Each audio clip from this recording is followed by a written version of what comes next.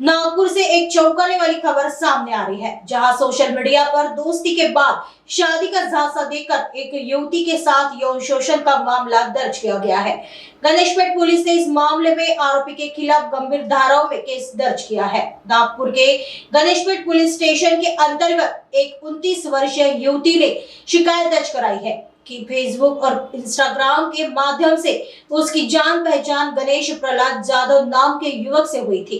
आरोपी बुल्ढाना जिले के मेहकर का रहने वाला बताया जा रहा है। पुलिस के अनुसार यह सिलसिला फरवरी 2023 से शुरू हुआ था। आरोपी ने पीड़िता को शादी का लालच देकर नागपुर के विभिन्न लॉज और होटलों में ले जाकर उसके साथ जबरन शारीरिक संबंध बनाए। जब पीड़िता ने शादी का दबाव बनाया तो आरोपी ने साफ इनकार कर दिया। फिलहाल आरोपी फरार है और गणेशपेट पुलिस उसकी तलाश कर रही है। नमस्कार, मी पांडुरंग प्रभाकर जाधव, सहाय्यक पोलीस निरीक्षक, गणेशपेट पोलीस स्टेशन।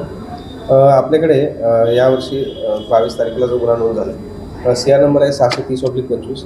त्याच्यामध्ये कलम आहे 64(1), 64(2)M, 89, 69, 296, 115(2) BNS आणि कलम 31W2 ॲट्रॉसिटी ॲक्ट या अंतर्गत आपल्याकडे गुन्हा नोंद करण्यात आलेला आहे। या गुन्ह्याची हकीकत अशी आहे की यातील जी पीडित महिला आहे 29 वर्ष, ह्या महिलेसोबत यातला जो आरोपी आहे ज्याचं नाव आहे गणेश प्रहलाद जाधव 29 वर्ष, बाबुलीखेडा मेहकर बुलढाणा, या आरोपीने तिच्यासोबत फेसबुकवरून ओळख केली। त्यानंतर व्हॉट्सअप आणि इंस्टाग्रामच्या माध्यमातून ते एकमेकाच्या संपर्कामध्ये आले।